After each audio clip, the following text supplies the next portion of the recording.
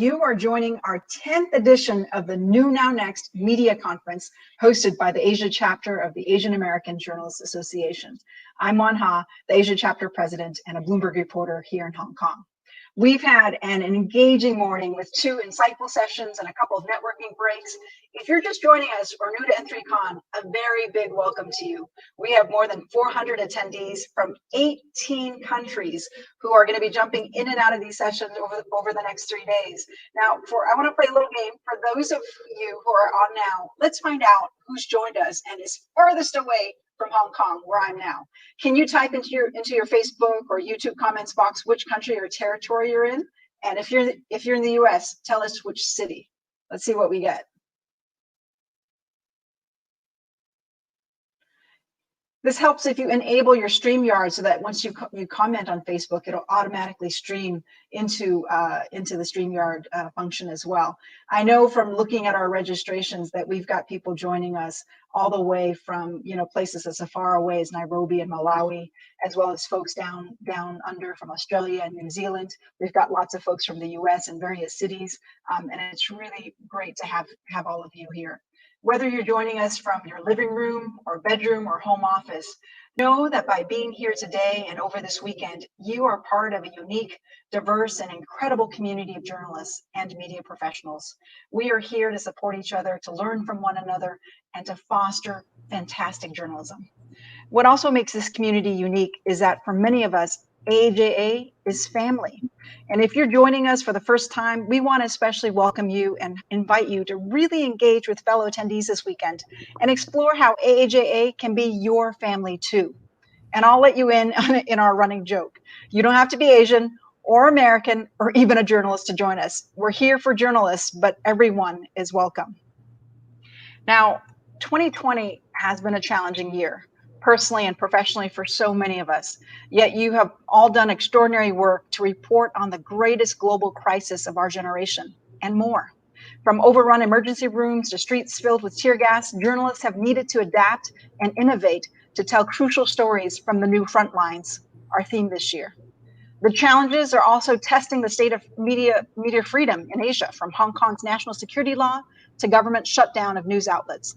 It's not surprising that the Asia-Pacific region saw the greatest rise in press freedom violations globally. That's according to Reporters Without Borders World Press Freedom Index this year. And some of us have experienced this firsthand. That includes our keynote speaker, Maria Ressa, a remarkable and courageous journalist who inspires all of us. We're so excited and honored to have Maria here today to share her journey as a champion and fighter for press freedom. Maria will be in conversation with Keith Richburg, the director of the Journalism and Media Studies Center at the University of Hong Kong.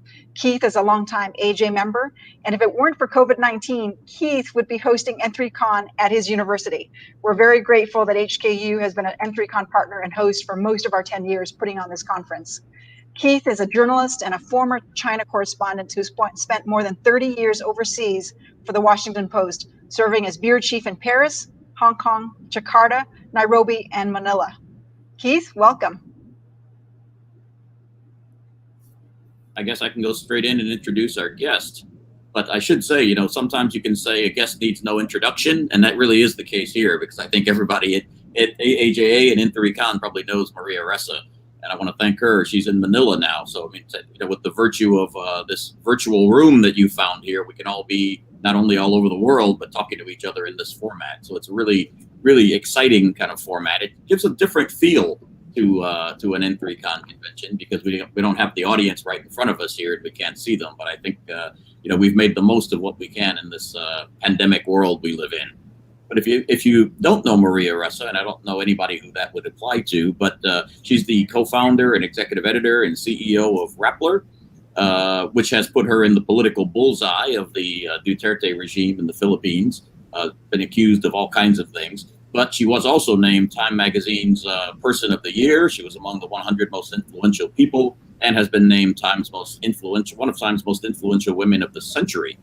And she's been a journalist out in this part of the world in Asia for more than 35 years. And before running Rappler, she was an investigative reporter focusing on terrorism in Southeast Asia. She ran the CNN Manila bureau for about a decade, and she opened the bureau in Jakarta.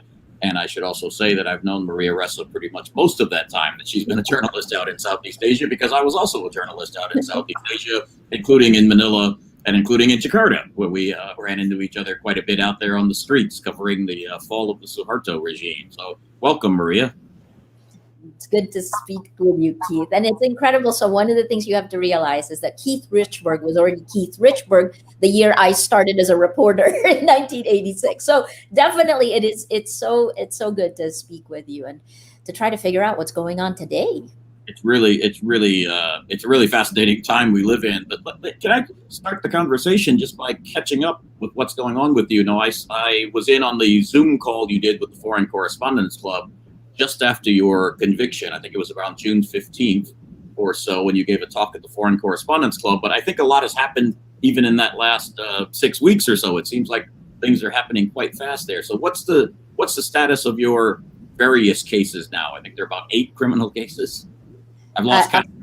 Yeah, there are 8. They're ongoing. And every week I spend, there's at least one filing, if not 3 at times. And this is while we're in lockdown, right? So the cyber libel case, that's the case that I was convicted on at the regional trial court. We've now appealed that to the Court of Appeals. I also did find out that this is the first time that all of these 8 charges have denied travel. That happened last Sunday. Of course, we'll continue trying to figure out what to do with this, because I'm not voluntarily giving up any rights. Having said that, there are 3 broad buckets, right? The cyber libel, tax evasion, that's moving quickly. I was arraigned on a 5th tax evasion charge on July 22. I pleaded not guilty because on the tax evasion, in order to charge us with tax evasion, they reclassified our holding company as a dealer in securities, essentially saying it is a stock brokerage and that we owe these taxes. The third is the mother crime, I would think, or what they tried to make stick, which is securities fraud, foreign ownership. They're all still ongoing. In 2019, I spent probably 85 to 90% of my time dealing with lawyers. I know the law quite well. I also, I continue to fight and to hope that the judges who are handling the cases stick to the spirit of the law. But your inability to travel now, that's new, right? Because you've been traveling around and giving talks and going to Princeton, your alma mater, and coming to Hong Kong. Take that away from you now. We're going to challenge it, but it's hard to challenge this at the time of COVID, because frankly, even if they had given me permission to travel, I may not have traveled because the incidence of COVID in the Philippines are rising exponentially. Our public health system is collapsing. And so I wasn't sure, but I had been invited to the U.S.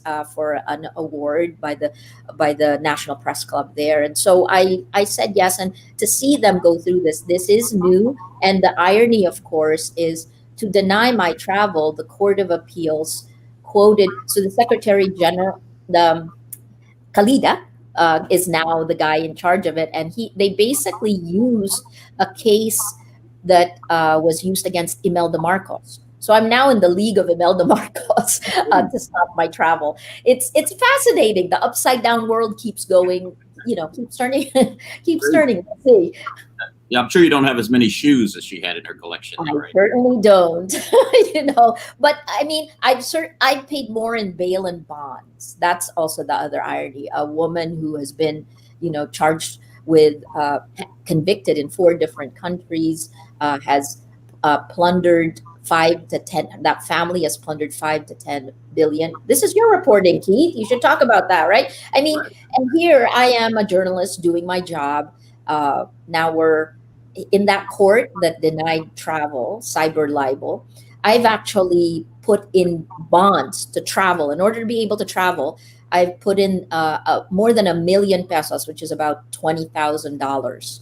And that case, let me not go through all of it, right? But I can dive deep on this. But I think I leave it always at I could be charged with child abuse tomorrow, even though I don't have a child. That's how flimsy and what kinds of legal acrobatics have happened to try to turn a journalist into a criminal. Keith, it is unfair. I'm coming of age just a little bit behind you. Imagine if our roles, it's like we all come of age at different times. And this Exactly. time just demands so much to just do our jobs. Absolutely. Can I ask, just on a personal note, how are you personally dealing with this? I mean, nobody wants this over their head. Nobody wants these restrictions and the fear, if I can call it that, of actually maybe going to jail. I mean, how are you personally handling this? Uh, I think part of it is because the attacks of government came at a time I was already in my 50s, right? We know who we are. I've written standards and ethics manual for different news organizations. I know why I do what I do. And so it was very clear when the intimidation tactics came what we needed to do. And because Rappler is we created this, journalists created this, i.e., we're not rich, we have no other businesses, we have no other business interests. So it was very clear to hold the line, and that was something I said in 2016: hold the line, right? And that's balancing this thing of, do journalists push, or do we report, or do we push, right? It's this is also where the world has changed, because when facts are debatable, I really think that journalism is activism, because if you're not fighting for facts, then you're not a journalist, right? So I guess part of what we just have to deal with in this time period is embracing your fear. I've said this before the government attacked us. I always said, we're our own worst enemies. I landed in the United States. I was 10 years old. I walked into an elementary school. I could barely speak English. I was the shortest kid in the class. Um, and I was scared. And I guess what I learned as I got older is that if you embrace your fear, you take away its sting, and then you you do better than you expect. And so that's what I've learned to do in this time period. When the government hangs a Damocles sword over your head, Mhm. if you acknowledge it, it has its effect, right? So I think what we've learned to do in Rappler is, here it is, swat it away, keep swatting it away, and frankly, keep doing your job. I mean, that's tough advice for guys in Hong Kong, right? I mean, and I don't think that it is any coincidence that your security law and our anti-terror law all came at about the same time. China is taking a far greater role in the region, partly enabled by the Philippines now. So, look, embrace your fear has worked for me my entire life. It's working now. I feel like I spent my entire career, most of which we were together on, Keith. I spent my entire career going to the gym, and I'm in good shape. Great. So you got to keep doing what you got to keep doing. Now, if you could time travel, knowing what you know now, going back 5 years, would you still start Rappler? Absolutely. Absolutely. Because really, truly, the great difference between the time I was a broadcast journalist to today is technology. And we started Rappler because I wanted to embrace the technology and to see how the other big frustration I had as a television journalist is that as a reporter in Southeast Asia for Western news organizations, you throw your stories into a black hole and you translate to a Western group. When I came home in 2005, I had just moved back to the Philippines when the tsunami hit. And CNN asked me to go back. And I knew if I went back to Jakarta, to Aceh at that point, I would never come back to the Philippines. So I chose home. When I did that because I had spent my entire career writing about what everyone else was doing, what everyone else was building, talking about leaders and what drives them, right? And I felt like I was old enough to want to build something of my own. That's why I came back to head ABS-CBN News, which, look, this huge network that is 10 times the size of Rappler is now shut down. So that's the other part. Anyway, so I wanted to come home and build something, have impact in our world. And technology enabled that. But of course, by 2016, technology also enabled the rise of digital authoritarianism. Mhm. Absolutely. I do want to ask you about ABS-CBN, but first, let me ask you, how are your colleagues doing? And first, how is Ray Santos doing? He was convicted with you at the same time. How's he holding up? How's he doing? He's doing okay. Well, okay is all relative, isn't it?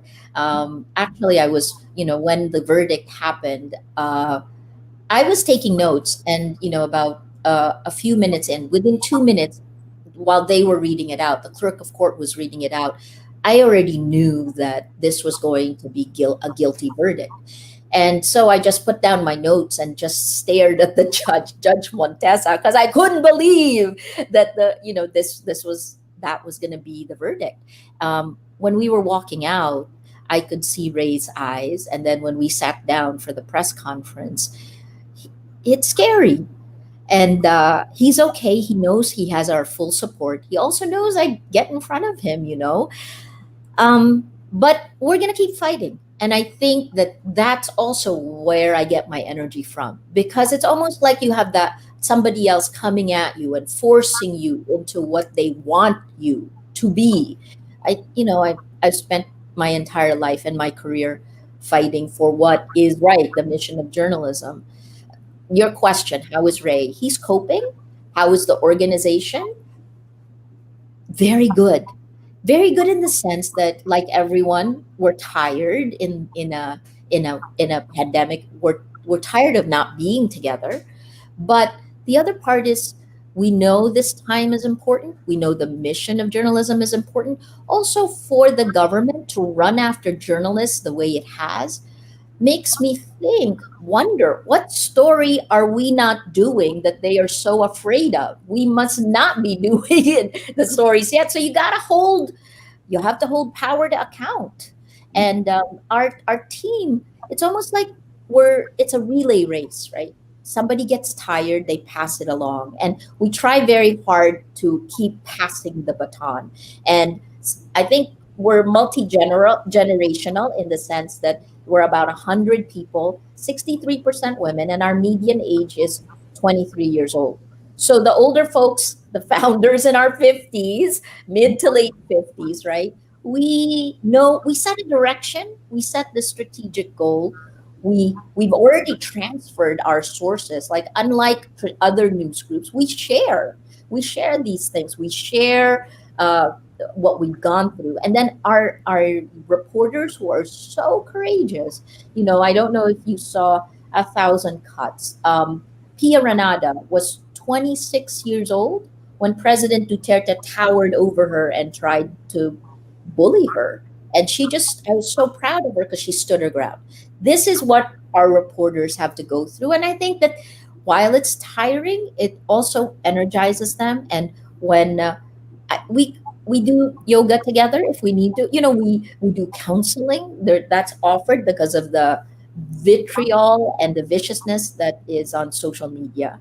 I guess we're doing the best we can given the context we're operating in. But one of the things we know for sure is we have to keep holding power to account. The harder it gets, the more important it becomes.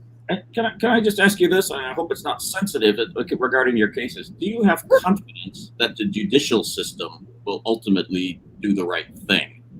Or do you think that this authoritarian government here is even intimidating the judges who have to hear your case? It's a great question, and you already know the answer, Keith. But let me phrase it this way. We got in trouble. The government attacked us because we challenged impunity on two fronts in 2016: the Duterte administration and the drug war, the corruption issues that have come up, and they're huge. And then the second is actually Silicon Valley, the social media platforms, and how they have enabled the exponential propaganda that is attacking us, that is attacking journalists individually, and is being used to manipulate Filipinos, anyone in a democracy, right? It makes you doubt the facts. It makes you doubt if you don't know the facts, then you cannot have civic engagement. then you can't have democracy. So this is fundamental. But your question is, here's what I will say. Everybody knows that sub judice rules, right? Uh, I have no choice but to submit myself to a process. And by doing that, I demand better. And I guess part of it is, the future will depend on what I do now. That's the other part you have to remember. And the fear of the future or the fear of power shouldn't stop you from doing what's right. I think one of the biggest problems I have right now with our world is the lack of focus on values. It has always been about power and money before, but now it's just brazen, and I don't think people are like that. So I appeal to our judges, to the judiciary, to hold the line, right? To stick to the spirit of the law. But what's the reality? We have a political context where you have, during a pandemic, the longest lockdown, I think, in the world. This is our 23rd, the end of our 23rd week in lockdown. So by Sunday, it'll be 24 weeks. And our lockdown is, well, it's eased a little bit, but there's a curfew every night, 8 p.m. You have to be in your home. Up until a week or so ago, in order to leave your home, you have to have a quarantine pass. And there have been tens of thousands of people arrested, right? So it's a difficult, strange time where government has gotten more power, and yet the incidents of COVID have also increased exponentially. I don't blame government for all of that, but what I do think is that government needed to pull society together and address a virus. And that's kind of interesting, right? Because the Duterte administration has demonized, like many others, they demonize truth tellers, they demonize journalists, opposition politicians. Demonizing them then unleashes a torrent of social media attacks. But you can't demonize a virus. So, I guess I'm going into the politics because everything is political. And you know this. You may have you've written about all of this. So I hope for the best, but I am prepared for the worst. And you alluded to it earlier. Could you go a little more in depth about this kind of nastiness that you've been subjected to? Because in addition to the court cases, you've had these kind of Duterte troll army coming after you and your staff members with things that are misogynist, sexist, even threatening violence in some ways. Talk about that a little bit. 4 years of this, and in 2016, I think that's when, I felt 90. I was receiving 90 hate messages per hour. I don't think it's reached that level again since then. But so what's the goal of this, right? Social media propaganda, these attacks aimed at the target do two things. The first is that they aim to pound you to silence because the attacks are so personal, and I'll show you some of them. Right. The second reason is it creates a fake bandwagon effect. It makes other people think that this is actually true. So I'll talk about it in a 4-year time period, right, from 2016 to 2020, and show you how alternative realities happen. Very personal to me. In 2016, the government seeded journalist equals criminal, that narrative, onto social media. And in 2016, I thought, I have such a long track record. That can't happen. Stupid me. It's said so often on social media today. If you say a lie a million times, especially laced with anger and hate, it spreads faster than facts. It spreads further than facts. We spend our entire careers as journalists learning how to tell stories so that we can make facts interesting. Well, guess what? We're competing against content that doesn't need to be made interesting because they're lies. So when this happens, exponential bottom up, journalist equals criminal, people started asking me, wait, Maria, is that really true? Or maybe they don't even ask. But where there's smoke, there's fire. There's that thing. The old world has fundamentally transformed. By 2017, the same attack, journalist equals criminal, the exponential attacks on social media, met top down by President Duterte, not just in a press conference, in his State of the Nation address. So we have top down, journalist equals criminal, and here we are getting sandwiched. A week after the president's State of the Nation address, I got my first subpoena. In 2018, that's the weaponization of the law. So 11 cases. That's how much were filed against me and Rappler. And I was a part of every single one. I was thankful at that point because if they're focused on me, I felt, I'm strong enough. Stupid again, but let's see, right? So 2018, weaponizing the law. 2019, these are 8 criminal charges. That means 8 arrest warrants. That means getting arrested. That means getting detained so that the government can make me feel their power.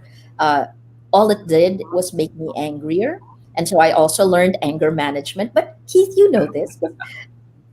We've gone through anger management in many different countries before, right? So 2019, 90% of my time in courts. There are weeks where I would spend 4 days in 4 different courtrooms. And then, of course, 2020, June 15th, where in a cyber libel case for a story I didn't write that was written 8 years ago, published at a time when the law didn't even exist. I have been sentenced. I've been convicted. So what does that mean? Well, the legal acrobatics are interesting, but it doesn't matter right now. No, what journalists do doesn't matter as much as what people think. And this is where I think we need a revamp of our information ecosystem. So here's the reality: 2016 to 2020, journalist equals criminal, not true. Still not true in 2020, but a lot of people believe it's true. Where's the truth, right? That is how it begins on social media. And then the digital authoritarians take the power. They're elected because of populism, and they cater to populism. And then once they're elected, they actually use the tools of democracy to subvert democracy. Right. I have a fax machine. I still have a fax machine. Sorry. Okay. Your question, because the 2016 year is very interesting because that's the same year we first heard candidate, then President Donald Trump going around talking about fake news and the journalists are the enemies of the people in the United States. As in the old days when we were covering Indonesia or the Philippines, if a journalist got in trouble, we could always count on strong statements of support out of Washington, strong assistance from the embassies. What's in your case now? What's been the role of the U.S. government in supporting you at the same time you have a president who says journalists are the enemies of the people and we're all fake news? Schizophrenic, as you know, right? Like the reality is that the US has to deal with the Philippines, and the Philippines punches above its weight because of the South China Sea. I'm sorry about that. So the Philippines punches above its weight. And when President Duterte, after he went to Beijing in October of 2016 and announced that the Philippines was pivoting away from the United States to China, and he added Russia. What a surprise, right? It was a huge surprise. So the Philippines, the United States has to balance itself, but several realities. I am both a Filipino and an American citizen, and I guess this is something that my lawyers are going to have to deal with. I pretty much have blinders right now on what's in front of me here in the Philippines, because to try to fight the erosion of democracy, you have to hold fast to all your rights. And so we're just doing our best not to self-censor. It's a tough thing, because you know that when you publish a story, especially after 4 years, when you publish a story that's a really good story, it's chock full of data, but you will get in trouble. You walk into that knowingly. It's Hong Kong, I'm sure you guys are going through something similar. Having said that, geopolitical power is revamping. I mean, there is a shift You feel it, I feel it, we know it. Russia is punching above its weight because of disinformation, because of influence operations. Illiberal countries' ideals are also rising, and the world is swinging towards fascism because of the change in our information ecosystem, and it links directly to geopolitical power. China, here's something that we've seen in the Philippines because we monitor social media very closely. Uh, in 2016, China was still doing the great leader propaganda. The Wall Street Journal said that it's like 450 million social media propaganda messages that were kind of like that great leader, right? Like whatever, things that are easy to sift out because it's clunky. Russia, however, by 2014, was really working disinformation, influence operations. So that if we think about this as a closed system, they were throwing in the virus of lies. And influence operations are meant to target real people and change the way they think so the way they act changes, right? So what happened then is that real people change the way they think. And in 2016, Russia was B2C, China was B2B. At that, 2 years ago, China said it would sell video surveillance equipment to the Philippines, the same system that it had already given to Africa.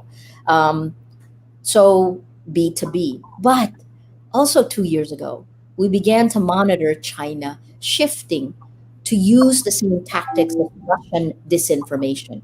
And they were Facebook pages that were being brought in by the wave one, by the core group of disinformation creators of allied with the Philippine government, because at least two of them were working with the government at that point in time. So this is, you're seeing a convergence of disinformation networks. And I think that's one of the things we need to be looking at. Now, the irony of that is, when the internet was first coming into fruition about 20 years ago, many people, including myself and probably yourself, we thought it was going to be this great democratizing force. It was going to be the thing that toppled authoritarian regimes because it took away the one thing they had, which was a monopoly on information. I remember Bill Clinton in the year 2000, right before he left office, saying, trying to control the internet will be like trying to nail Jello to a wall. You just can't do it. What happened? How did this thing that was supposed to become this democratizing force and open up the free flow of information around the world suddenly get co-opted by the authoritarians? Oh, gosh. So I think two key ideas. The first is that what has technology done? So the reality is that as news organizations, as journalists, we have lost significant power to technologists. In the past, when we were colleagues, we created the journalism and our news organizations distributed them. We were liable for what we reported. That changed. The world's largest distributor of news today is Facebook. Technology then became the distributor of news. And here's what changed. Technology took the distribution role along with the money that went with it, but they abdicated responsibility as the gatekeeper to the public sphere. In fact, they argue vehemently against it. And here's the reality. Right now, social media platforms, by design, are behavioral modification systems. When you take everything that we put into a platform, all of our data, you take machine learning, turn it into artificial intelligence, and then you connect it with micro targeting, you realize that they take our most vulnerable point to a message and they sell it to the highest bidder. Micro targeted. This is why you can micro target the Jews, right? Micro target journalists, right? So what does that mean? It's like we're Pavlov's dogs. I mean, that's what that means. It means this is why facts are debatable, right? So think about it like this is what I saw in the Philippines. Because unlike the United States, we did not have a CNN and we did not have a Fox. In the Philippines, news organizations agreed on the facts. In fact, because our institutions are so weak and law and order was, corruption is rampant, Filipinos in the past, all the surveys always showed that they would go to news organizations for a sense of justice. So this is what happened in 2016. We were all here in the center, news organizations, right? But then what happened? New tech platforms, and I'll use Facebook.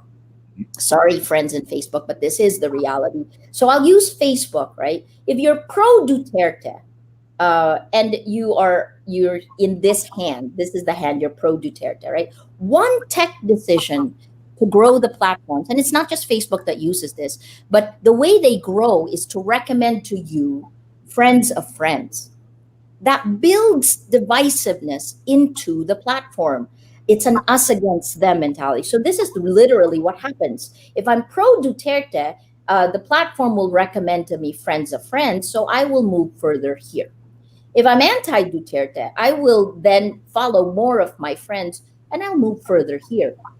Both sides don't hear or see the other side, so they become more extremist and they move further away as the platform grows and as the networks of each of the individuals grow.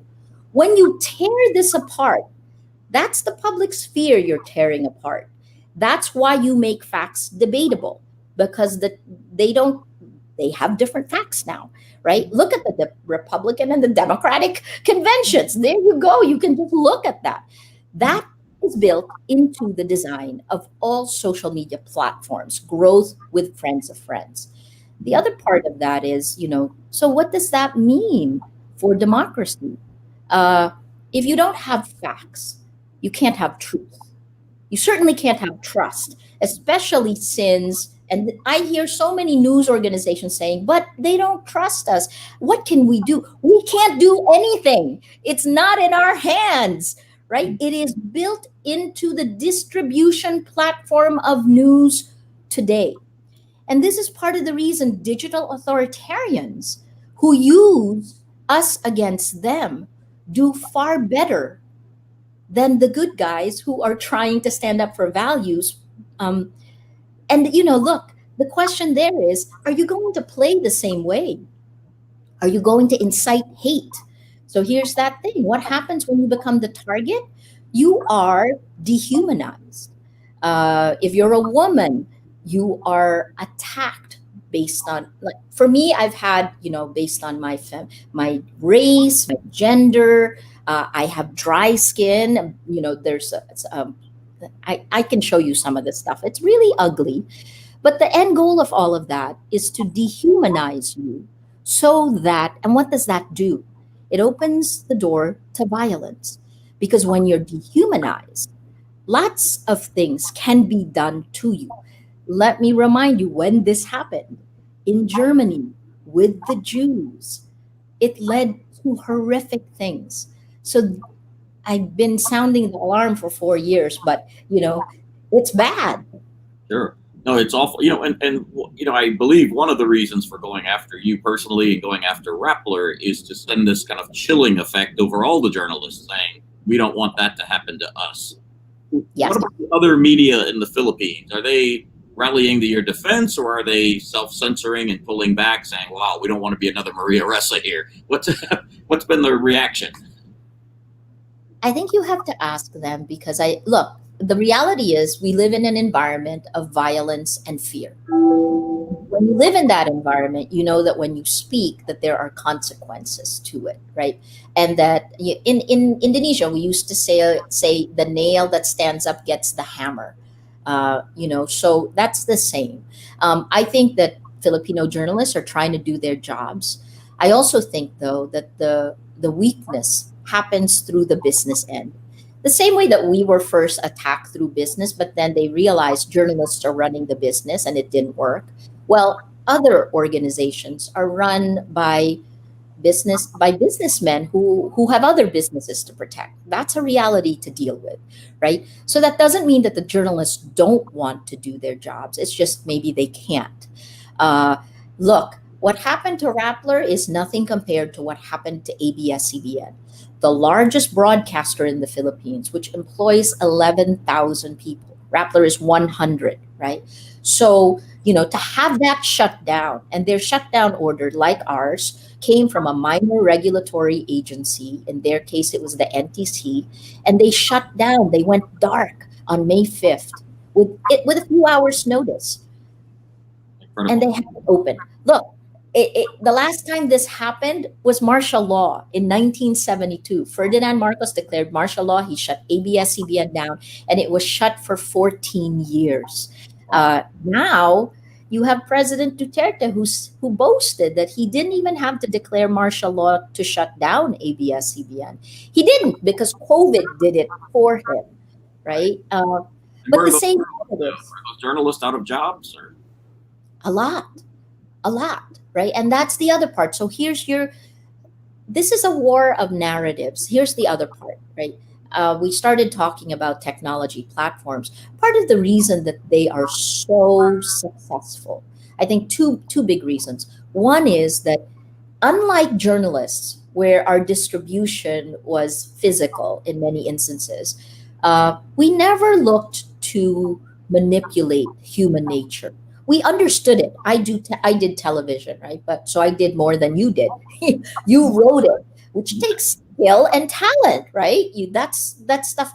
But look, technology looked at behavior and did A/B testing, and actually used behavior to keep us addicted, mildly addicted to the platforms, and then you can actually manipulate the people called the users, right? So this is a problem. That's the first problem we have to deal with. How can you have democracy if you're being manipulated? It's extremely insidious, and it gives more power to power, because the end goal of all of these influence operations is not to just make you believe an ideology. Those days are gone. The end goal of the influence operations is to make you doubt everything, is to make you distrust everyone. Because in that scenario, whoever already has power, in my case, President Duterte, gains more power because he has the loudest megaphone. Yeah, it's interesting. As you've been speaking, there've been some viewers and listeners putting comments in the chat box. Almost all of them agreeing with you exactly. One Facebook user says, "Exactly. So we're in this social enclave that makes us comfortable, but doesn't open us up to the truth." And another one says here, social media platforms for journalists can be one avenue to protect our credibility and integrity, where journalists have a framework and more control over this ecosystem. Someone else says they think the term they say is confirmation bias. It relates to all the social media that connects you with the people that have the exact same ideas as you, which is interesting. And we had a few other users from around the region posting, saying, basically saying they totally agree. One says, a Facebook user, South Korean journalists have also suffered and risked their lives reporting the truth before the impeachment of President Park there. And another one says, exactly the same thing. Same stream of truth and democracy also emerged among South Korean citizens. And then another Facebook user adds, it's really sad how so many Asian countries are dealing with right now. Just look at us right here in Hong Kong. And, you're in addition to being a prominent Philippine journalist, you're a Southeast Asia correspondent and expert, having traveled around the region and been CNN bureau chief in Jakarta. I mean, this thing you're seeing is not just in the Philippines. It's happening in this region. And you mentioned the Reporters Without Border rankings. I happen to have a map here. It's off the screen. You can't see it, but I look up at Asia and I just see a sea of black for China and then red for the rest of Southeast Asia. And you don't see yellow, which means relatively free, until you get down to Australia and New Zealand. I mean, but talk about this a little bit, because, when I came here in the late 80s to cover the Philippines, and then in the 90s covering Indonesia, free press was actually flourishing. Dictators had fallen in Manila, dictatorship fell in South Korea, dictator fell in Indonesia, you had reformasi in Malaysia, you had a lot of press outlets kind of exploding. So we're seeing kind of a reverse turn here, right? Yeah. And, we lived through the Dickens thing, the best of times, the worst of times. But we covered, so the pendulum swing. I think about it like a pendulum, right? You were already established when 1986 happened. People power happened in the Philippines, and that released the pendulum and the rise of democracy.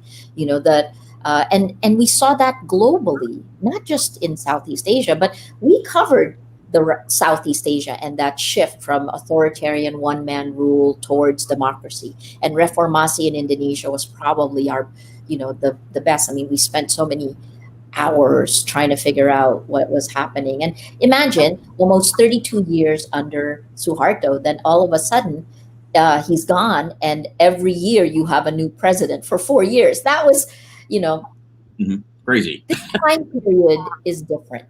Mhm. And this time period is different because I think that the natural swing without technology was leading us towards a nostalgia for the past. We started seeing this in 2014, the election of Modi in India, in Jakarta, Jokowi versus Prabowo, the son-in-law of former President Suharto, and how he almost won. He ran again, right?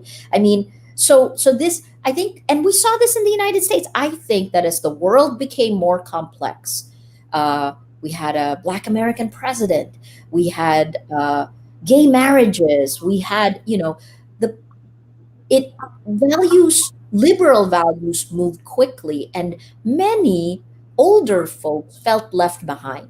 Also, as the world became more complex, everyone felt like it's too complex, it'll take too much time for me to do it. I want somebody to make those decisions for me. So that nostalgia for someone to make the decisions, we saw that. And then that urge, Anne Applebaum's book is really interesting in something like that, right? Because that urge then collided with technology.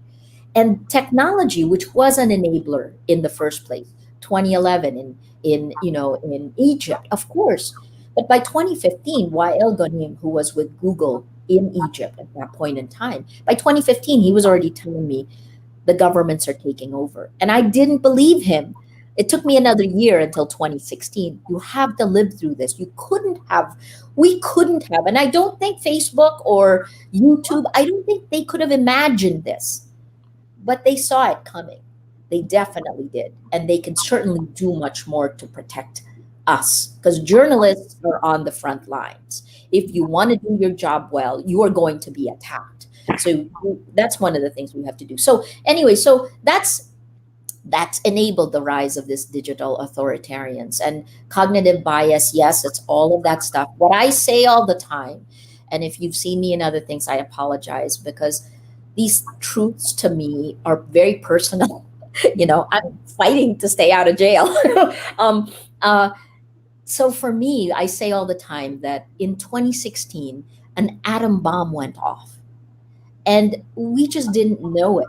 But look what happened in Hiroshima in 75 years ago. This year is the 75th anniversary of Hiroshima. After Stalin, after Hitler, after the atom bomb, the world came together. Humanity came together and realized that they needed to stop people from doing the worst of what humanity can do. You have a devil, you have an angel. How do you prevent that devil from killing your angel? Because when fear kicks in, it's us against them. And that feeds into the funnel of our information ecosystem today. So that's the reality we're living in right now. We need to somehow bring facts back so that we move out of an environment where facts are debatable, an environment where Daniel Kahneman wrote a book called Thinking Fast, Thinking Slow. Social media is a thinking fast environment that manipulates your emotions. And journalism is a thinking slow discipline that tries to engage your mind, our better natures. So before COVID, I always thought that 2020 was the year where big tech would be held to account. My fingers were crossed. Then COVID came.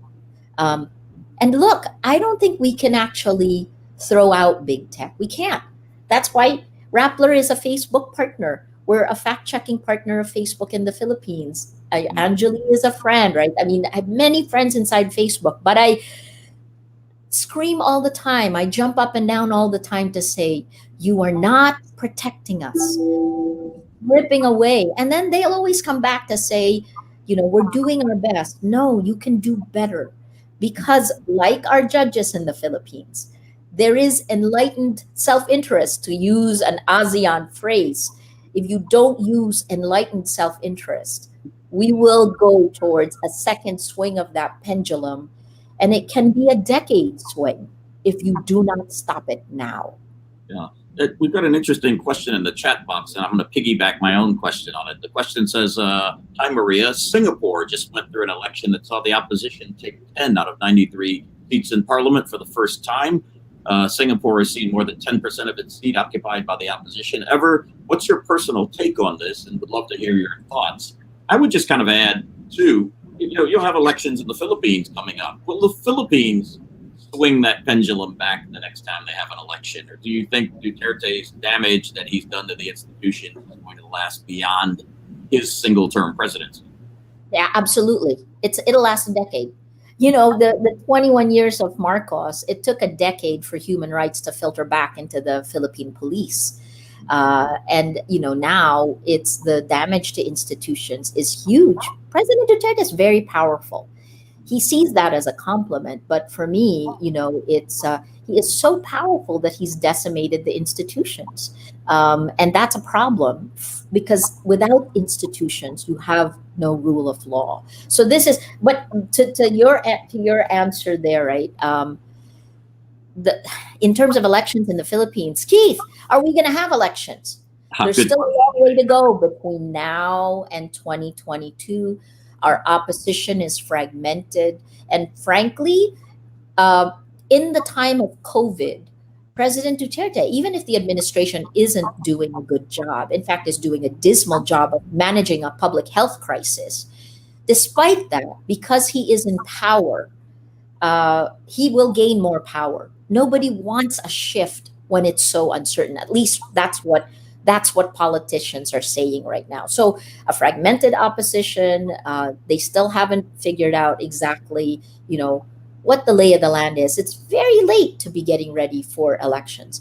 Having said that, there are movements to change the Constitution. That's code for maybe we will not have elections when you change the Constitution. Let's talk Singapore. It's interesting because Singapore, and Keith and I have had this debate many, many, many times, like over the years, because my very first big Singapore story was the caning of Michael Fay. That was, he was, and then it was little Singapore standing up to big United States on principles, right? So the PAP winning, I think it's a continuation of 2011. The general elections in 2011, if you remember that, right? That was the first time really Facebook kind of surprised the PAP.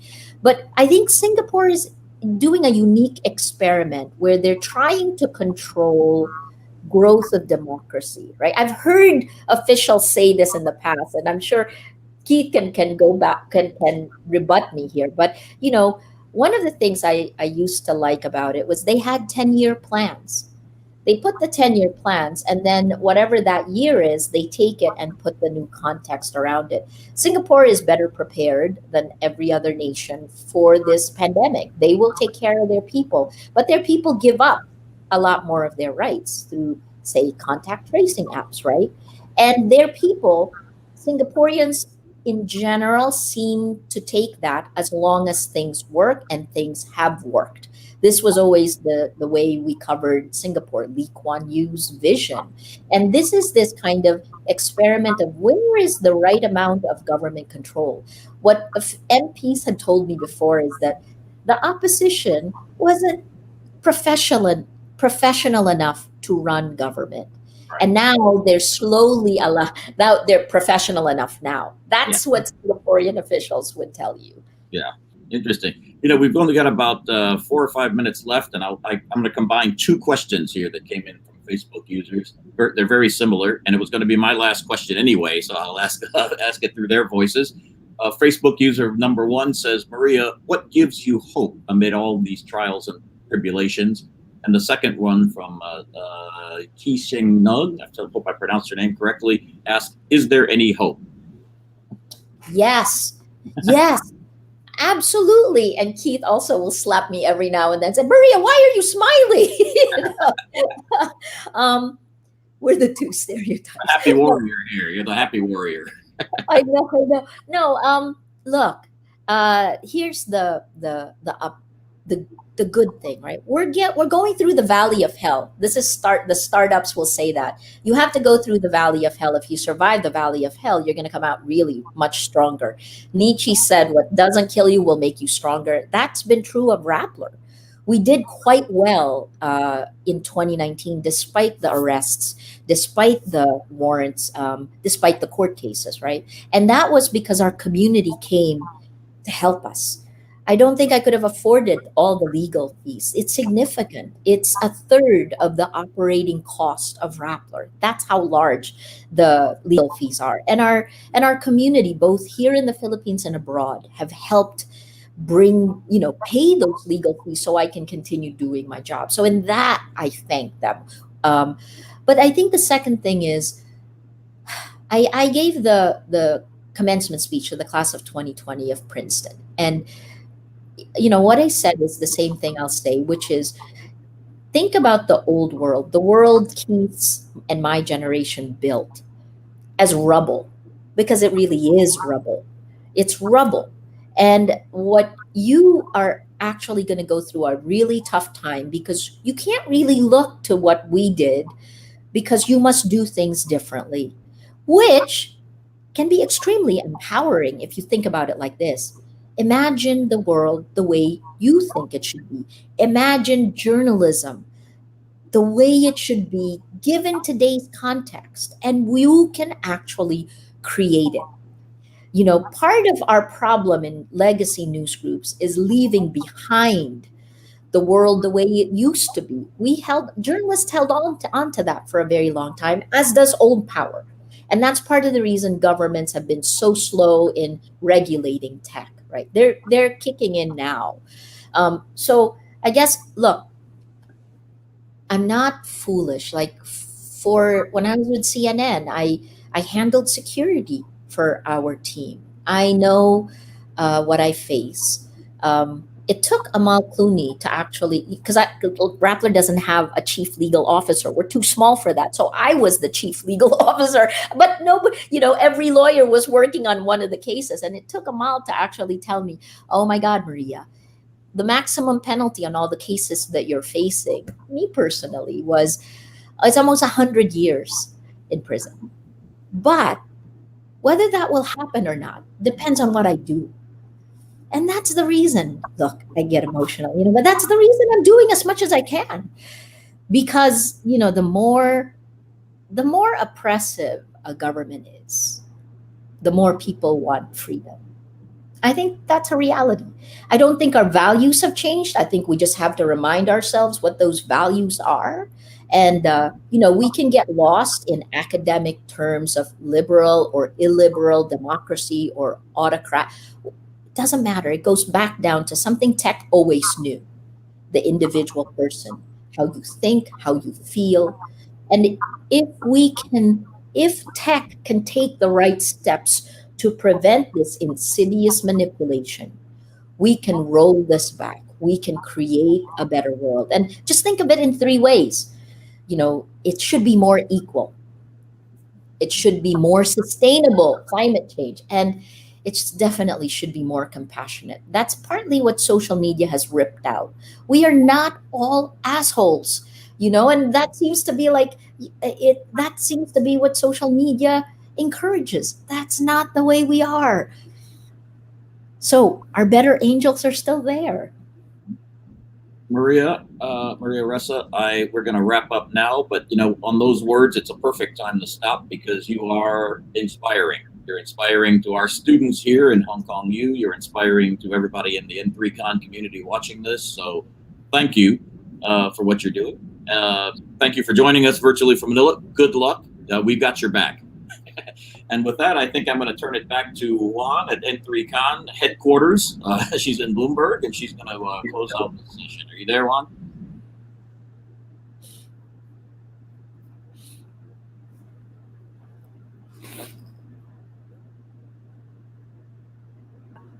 Oops, am I mute? Sorry about that. It looks like I was muted. Thank you so much, you guys, for that great conversation. We were so inspired by that, Maria, and thank you, Keith, for facilitating that. Maria, please tell your staff at Rappler that we are so inspired by them and by their courageous work, and we really are behind you, and we obviously want to support you as much as possible. You guys are all doing amazing, courageous work.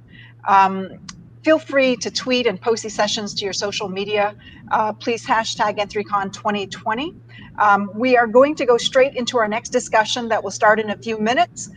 Join newsroom leaders from NBC News, AP, Bloomberg, and the South China Morning Post as they talk about how the new front lines of coronavirus, protests, and new press restrictions are reshaping newsrooms in Asia and around the world. Stay tuned and join the discussion.